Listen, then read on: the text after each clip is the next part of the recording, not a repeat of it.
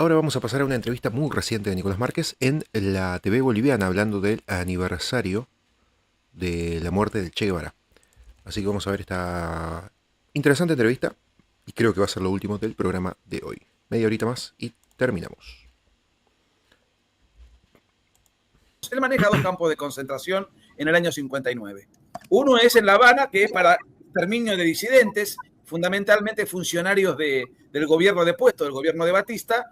Ahí asesina a 175. Él era el comandante del campo de exterminio, o sea que durante los casi 10, 11 meses que él fue comandante de ese campo de concentración, se mataron unos 1000 disidentes, pero él tenía a sus fusiladores o fusileros, no sé cómo se le llama en Bolivia, y él daba la orden en juicios paródicos sumarísimos que duraban 8 minutos y daba la orden de fusilamiento. Él podría dar la orden a terceros para que estos terceros lleven adelante el fusilamiento. Sin embargo, él, siendo el comandante, participaba activamente en primera persona y materialmente cometía el fusilamiento, digamos, él mismo, y allí hay 175 homicidios más, de manera tal que hay 216 en su haber.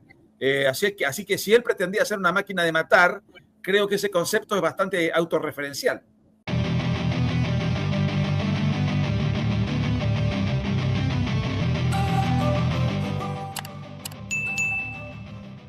Debemos reconocer que ellos lo hicieron mejor. Cuando reconozcamos que ellos lo hicieron mejor en la batalla cultural, vamos a estar en condiciones de llevarlos por encima. Y mucho de eso es gracias a Agustín Laje, a Nicolás Márquez, a Valerini, a Axel Kaiser y a otros tantos gigantes del pensamiento que han empezado a dar esta batalla cultural como verdaderos gladiadores. Perfecto. Hoy vamos a analizar todo lo que es al Che Guevara, el fracaso de una aventura. Gracias por acompañarnos, Nicolás. Bueno, un poco de tu trayectoria, si nos puedes comentar también como nuestro invitado especial, Edwin. Bueno, vamos a presentar y dar la bienvenida al doctor Nicolás Márquez. Él es, ya lo conocen a nivel mundial, es un hombre, un investigador, un hombre que se ha dedicado a la investigación y ante todo a demostrar lo que han sido esos paradigmas que nos han dado a mostrar a través de la historia oficial, ¿no?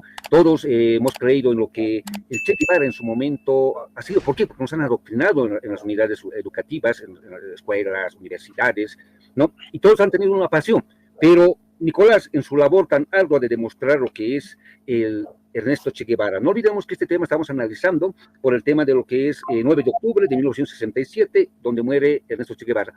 Nicolás, bienvenido, un fuerte abrazo. Muchas gracias, muy gentil, gracias por el diálogo. A ti, Nicolás, esperemos que no sea la primera vez que nos visitas en Contraparte Bolivia.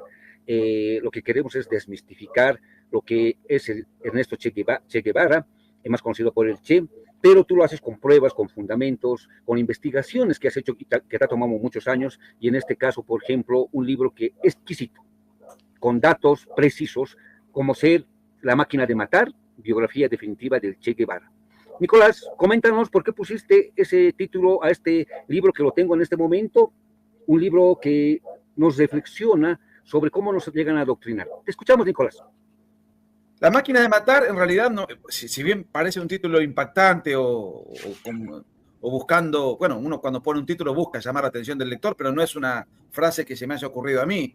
Es una frase del Che Guevara que él escribe una suerte de artículo largo de varias páginas, que es publicada en el diario Granma, el diario oficial de la tiranía cubana, que se publica en el año 67, cuando en Cuba se lleva adelante un cónclave internacional de agentes y de referentes del comunismo hemisférico para llevar la guerrilla a todas las latitudes, fundamentalmente del continente. Él escribe ahí, en esos grandes simposios que se hicieron en La Habana, un texto que se llamó Llamado a los Pueblos del Mundo. El texto ese fue escrito en el 66, porque él en el 67 estaba en Bolivia y él sabía que no iba a estar presente en esos eventos. En ese texto él dice: debemos convertirnos en una fría y selectiva máquina de matar. Reivindica el odio como factor de lucha y habla de el odio intransigente al enemigo. Debe convertirnos en una fría y selectiva máquina de matar. Y efectivamente, si uno analiza la vida del Che Guevara, y yo contabilizo en ese libro que tú tienes allí en tu mano, de 216 homicidios cometidos por el Che Guevara.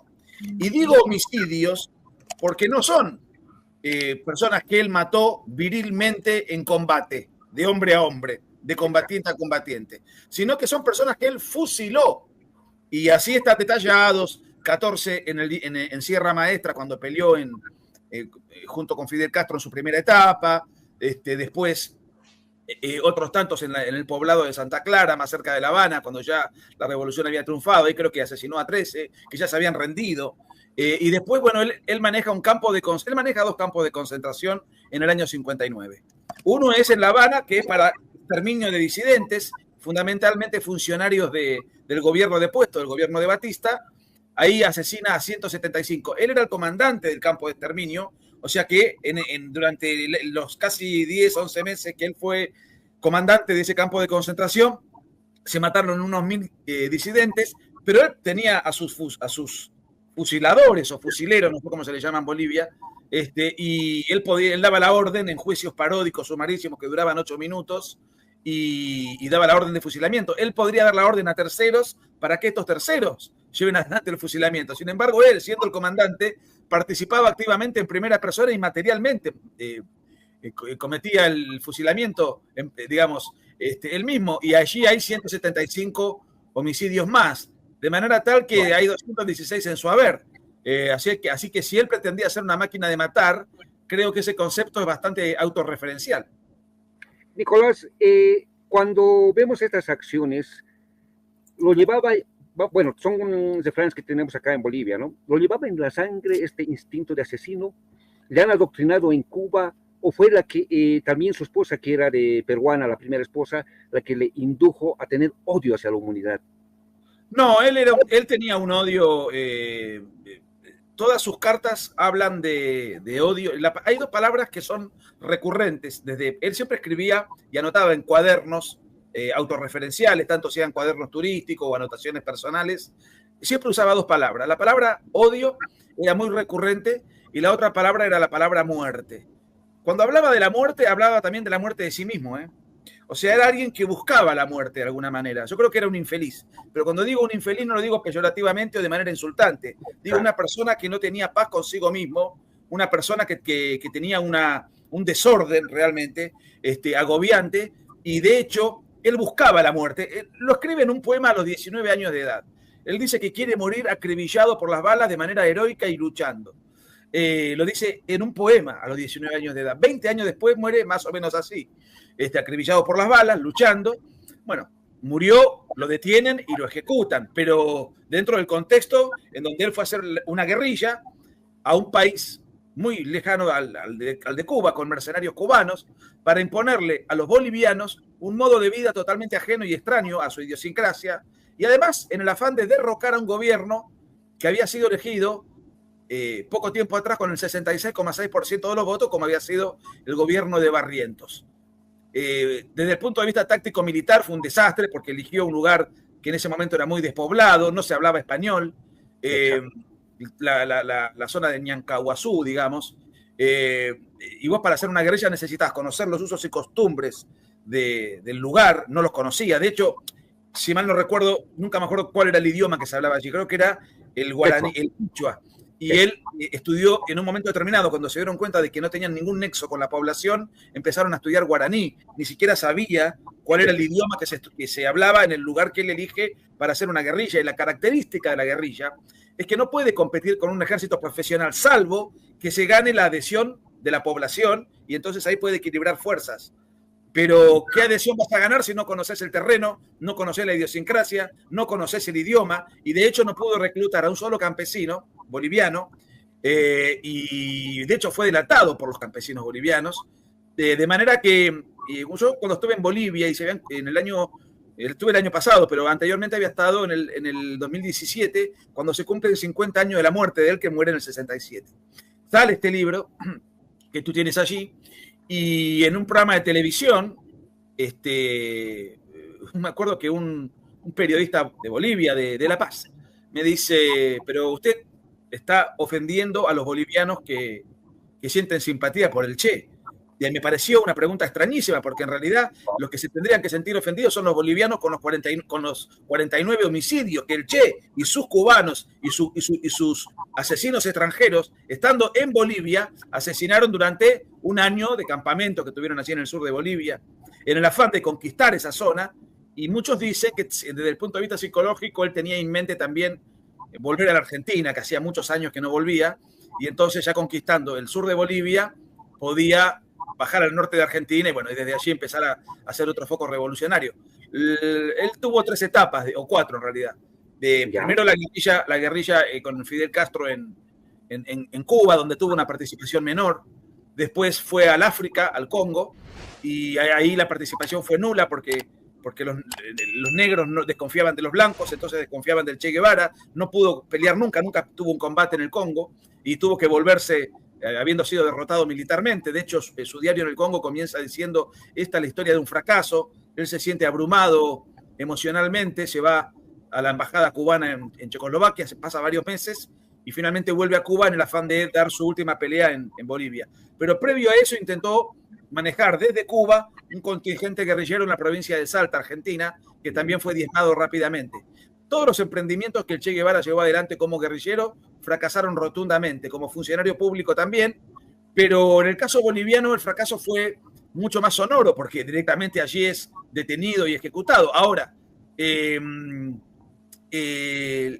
lo curioso del caso es que no hay ninguna duda de que en Bolivia Fidel Castro lo abandona, lo cual la historiografía oficial cubana eso lo tapa, no lo muestran.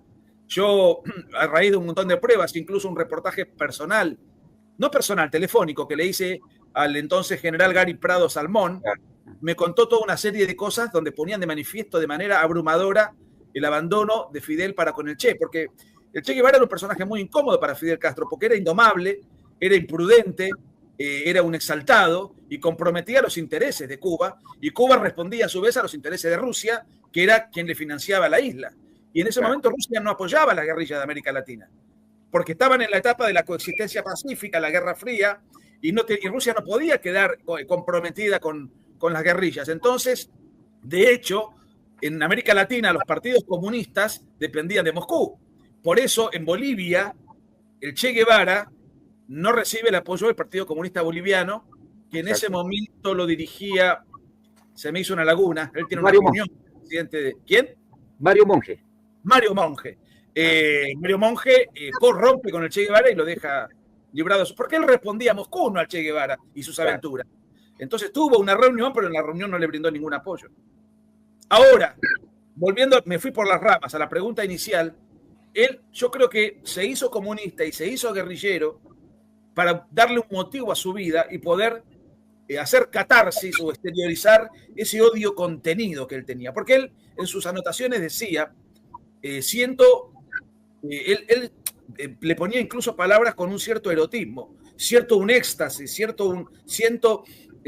ponía palabras así, digamos, un clímax, cuando huelo pólvora, cuando huelo la muerte y la sangre enemiga. O sea, escribía ampulosamente de esa manera en una situación tan drástica para el ser humano como es la situación de guerra, donde se mata y se muere, inclusive mucho menos para un médico, porque en definitiva su formación profesional no es la de militar. Él fue médico graduado en la Universidad de Buenos Aires, se hizo guerrillero de grande, se hizo comunista de grande, y ahí sí interviene lo que tú me dices. Su primera esposa, Hilda Gadea, era una agente comunista que él conoce en Guatemala, y es la que le da contacto con los primeros libros marxistas. Luego ella queda embarazada de manera prematura. Entonces, en Cuba, en Guatemala se produce una situación turbulenta. Acá el gobierno de Jacobo Arbenz, viajan a México, y en México se casan de apuro, como decimos en Argentina. Se casa porque estaba embarazada precisamente Hilda Gadea, y allí en México ella le presenta a unos revolucionarios cubanos que acababan de ser indultados por Batista porque habían pretendido hacer un golpe de Estado. ¿Quiénes eran? Bueno, entre ellos Fidel y Raúl Castro. Entonces, esos revolucionarios que estaban exiliados en México deciden prepararse para volver a Cuba, y entonces el Che se ofrece como médico de la expedición, que nunca fue médico de la expedición, sino que siempre finalmente fue un guerrillero más y llegó a obtener el grado de comandante. Es ese el nexo entre el Che, el comunismo y la guerrilla, a la cual sirvió durante 10 años. terminó muriendo. Nicolás, algo que tú comentabas previamente era el tema de que cuando Ernesto Che Guevara no conocía ni el idioma, ni el espacio geográfico, no conocía ni la idiosincrasia de ese sector, porque Bolivia se caracteriza por tener diferentes espacios territoriales y desde allá diferentes idiosincrasias en cada sector, Por supuesto, plano, sí. ¿no? El trópico y el occidente. Uno va a La Paz o a Santa Cruz de la Sierra y son países diferentes. Exacto, ¿no? Parece Entonces, ¿se puede resumir en que Ernesto Che Guevara era un mal estratega? Pésimo estratega. El error que él comete en Bolivia ya lo había cometido en África. Cuando él va a Angola, no conocía tampoco los usos y costumbres de los lugares a donde él fue a combatir en el África. Claro. Y allí se encuentra con la magia negra, con las supersticiones de los africanos, con las comidas de los africanos, con un sinfín de cosas que él no comprendía, ni tampoco sabía el odio que los africanos le tenían al hombre blanco. Entonces, aún él apoyando a una facción, los africanos desconfiaban de él por ser blanco y nunca lo dejaron combatir porque tenían miedo que los traicionara. O sea, él comete ese error. Él no calculaba, él era un temerario. Iba, de hecho, por ejemplo, cuando él va a pelear a Cuba, pero en este caso él no lidera la guerrilla, la lidera Fidel Castro, era un país que él no conocía. O sea, nunca había estado, era como un turismo aventura que él hacía. Y se encierra en Sierra Maestra, en la zona montañosa y agreste y selvática de Cuba, que es muy despoblada, muy pobre, 50.000 habitantes, y recién después de 3 años de estar allí en la selva, cuando triunfa la revolución y baja a las ciudades cubanas, nunca las había visto antes. Y él ahí se sorprende de los automóviles, del confort, de los aire acondicionados, de las luces, de las autopistas. Es decir, Cuba, después de Argentina y Uruguay, en el año 59, era la tercera potencia de América Latina. Y él creía que era toda una jungla llena de gente de muy bajos recursos.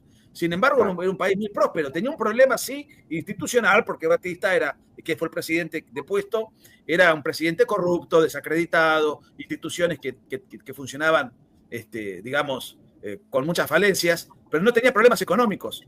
Y él ahí se sorprende. O sea, fíjate que también va a pelear a Cuba sin tener la más pálida idea hacia dónde iba. Él mismo decía en sus cartas, no sé dónde dejaré mis huesos, y él se consideraba una persona, decía textualmente, sin lugar en el mundo, no tengo lugar en el mundo. Y si uno se fija, nace en Buenos Aires, vive en la ciudad de Córdoba, en su adolescencia, se hizo ciudadano cubano, se va a pelear al África y muere en Bolivia. Y así fue toda su vida, constantemente de viaje en viaje, de país en país. Nunca tuvo un lugar fijo, nunca se sintió cómodo en ningún sitio. Nicolás, en el contexto de, por ejemplo, cuando él decía, no, vamos a vietnamizar, quería volver a Vietnam, Sudamérica, y bueno, sabemos el resultado, pero ¿qué le motivó a tener hablar sobre y tener esta frase, ¿no? Porque ¿será que quería volver a Argentina? ¿Quería que Bolivia, por el espacio geográfico que tiene en Sudamérica, quería irradiar desde el corazón de Sudamérica a todos los países? ¿Cuál era su objetivo? Él sintió una desazón, una suerte de desencanto con la Unión Soviética, ¿no? Porque la Unión Soviética, lejos de promover las guerrillas y toda la revolución a nivel hemisférica y mundial, la Unión Soviética él veía que era un país burocratizado, digamos, no digo aburguesado, burocratizado, un país desmotivado, con toda una estructura,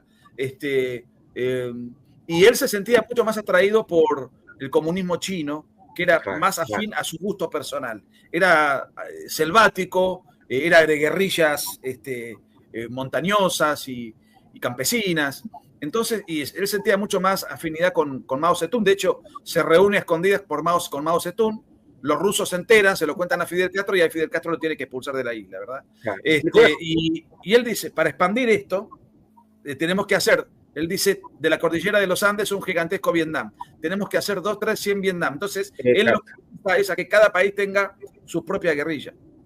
Nicolás, tenemos una llamada, vamos a escuchar, por favor. A ver, buenos días, su nombre y cuál es el aporte que tiene al tema que estamos analizando.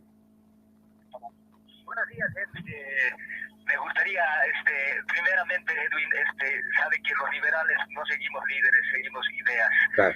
No quisiera yo ensalzarle demasiado a este señor que hoy día está hablando. Es un referente latinoamericano del liberalismo y me da gusto, mucho gusto, escucharle a Agustín, escucharle a Nicolás.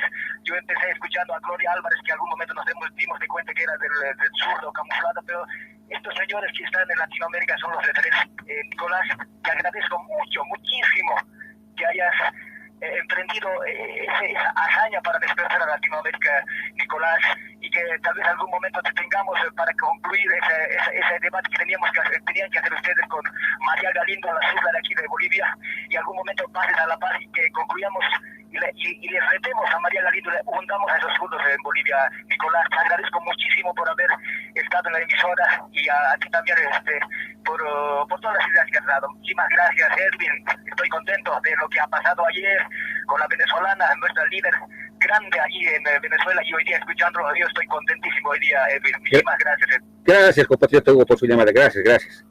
Bueno, gracias, muy Nicolás, ya te conocen a nivel mundial.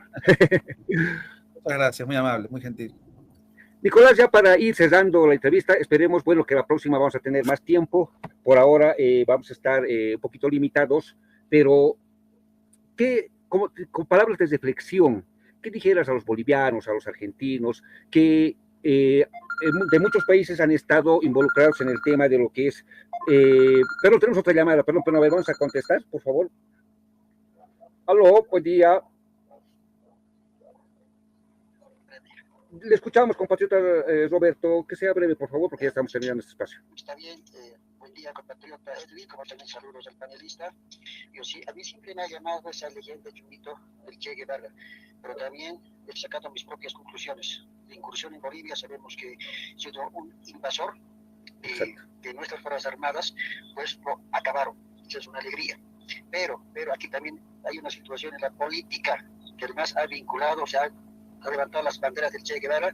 Allá en el alto tenemos un monumento tan grotesco a Che Guevara, a un invasor que mató a nuestros soldaditos. Exacto. Con esto quiero acabar una frase que ya nació en el Hitler, en el Holocausto. Dice: todavía no cantemos victoria. Del regazo del que nació el monstruo aún es fecundo. Quiero referirme a la política, a los masistas, que aún todavía hay resabios del MAS. Y en la política actual sabemos quién está aliado al Evo Morales, Edman Lara. Entonces, la ciudadanía tiene que tener cuidado. Eso quería comentar y muchísimas gracias. Gracias, compatriota Roberto, gracias. Bueno, Nicolás, mil disculpas, pero es necesario que, como estamos por diferentes medios, nuestra gente escucha, nuestros radioyentes. Y bueno, volviendo a la pregunta, tus palabras de reflexión. Los bolivianos hoy en día, que estamos, la próxima semana entramos en elecciones, y bueno, tú ya lo debes conocer, hay ciertos, puede haber un continuismo de lo que era el masismo, como también puede haber, estamos por todo lado con los rojos, pero esto de la muerte del Che tiene que enseñarnos a que los rojos no pueden triunfar, porque lastimosamente hemos visto que dañan los países, destrozan los países. Tus palabras, estimado Nicolás. Yo creo que sería muy auspicioso para Bolivia y para América Latina que gane la derecha, sería una muy buena noticia por muchas razones. Yo noté, el año pasado estuve en Bolivia, en Cochabamba, La Paz y en Santa Cruz de la Sierra. Y bueno, digamos, Santa Cruz sería el bastión del capitalismo dentro de lo que es Bolivia. Y es ahí donde uno puede apreciar, más allá de las diferencias históricas, incluso raciales, idiosincráticas que hay en las diferentes regiones de Bolivia entre sí, más allá de eso, lo que hay un dato que es esencial, es que las ideas de pro mercado, pro capitalista, en defensa de la propiedad privada, de la libre iniciativa, no importa quién las aplique, funcionan.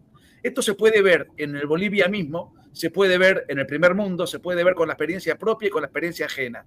El MAS gobierna Bolivia, si mal no recuerdo, desde el 2005, ¿verdad? Sí. Bueno, en 20 años, un país con un programa económico y político acertado sale del ostracismo, sale de la marginalidad y se convierte en una potencia mundial. Europa, después de la Segunda Guerra Mundial, 20 años después, ya era una Europa floreciente. Es decir, es tiempo más que suficiente como para llevar adelante un proyecto político-económico y hacer un país hiper admirable si uno hace las cosas bien. Le pasó a Chile. Y sin embargo, después de 20 años, ¿qué podemos decir de Bolivia? No tiene dólares, tiene inflación, La corrupción es brutal, las instituciones no funcionan, no ha prosperado nada excepto el narcotráfico, Evo Morales, sus amigos, las confederaciones de cocaleros, ahora creo que tienen problemas y drama con el fentanilo. Es un país que a la Argentina le pasó lo mismo. Claro. Tuvimos 20 años de kirchnerismo y ¿cuáles fueron los resultados? Entonces hay que aprender de la experiencia ajena, es decir, los países que han aplicado políticas socialistas, concretamente socialismo del siglo XXI, que es donde Bolivia se enroló siguiendo al dictador Chávez y después al dictador Maduro, bueno, fijémonos lo que hoy es Venezuela. Entonces, en todos los países que han aplicado esas políticas arruinan su economía, su idiosincrasia, su cultura, su moral, sus perspectivas de proyección, de prosperidad, y los países que han aplicado las políticas opuestas son aquellas que han salido de esa situación. Entonces, siendo además que Argentina es un país que se ha derechizado con el advenimiento de Milei, en Chile va a ganar la derecha, Lula da Silva está en su peor momento y todo indica que en Brasil va a ganar la derecha, en Paraguay gobierna la derecha. Es decir, si bien el mapa en general es izquierdizante, claramente va a haber un cambio de época, hay un cambio de época, y me parece sería muy atinado que Bolivia forme parte de ese cambio de época. Es necesario e indispensable porque Bolivia tiene algo muy importante, que es el posicionamiento geopolítico dentro del continente. Y entonces, desde ahí puede influir y repercutir mucho en el grueso de la región. Qué interesante tus palabras, estimado Nicolás Márquez. Entonces, mira, va a haber una segunda oportunidad, tal vez si es que tu tiempo nos da, por favor, para poder hablar de Evo Morales, que nosotros te seguimos todas tus intervenciones, tus videos que tú haces, entonces me parece que, bueno, no me parece, estoy seguro que eres el hombre indicado para también llevar la voz de los liberales. Hemos estado con el doctor Nicolás Márquez, escritor, abogado y político argentino. Nicolás, muchas gracias por haber estado con nosotros. Será hasta una próxima oportunidad. Abrazos. Gracias por todo, muy buen día, gracias, saludos. Buen día, Nicolás, hasta pronto. Si te gustan mis videos, Bueno, hasta con esta entrevista entonces de Nicolás Márquez, allí en la TV Boliviana, hablando un poquito del Che Guevara y este aniversario de su fallecimiento. Señores y señores, hasta acá con el programa 228 de esta tercera temporada de Batalla Cultural. Espero que les haya gustado. Cualquier cosa me lo dejen en comentarios y cualquier cosa lo tienen en la descripción de este video. Nos vemos en el próximo capítulo del 229 para más información y más videos y más noticias del mundo político argentino y mundial. Abrazo grande, cuídense y hasta la próxima. Y aguante la Batalla Cultural.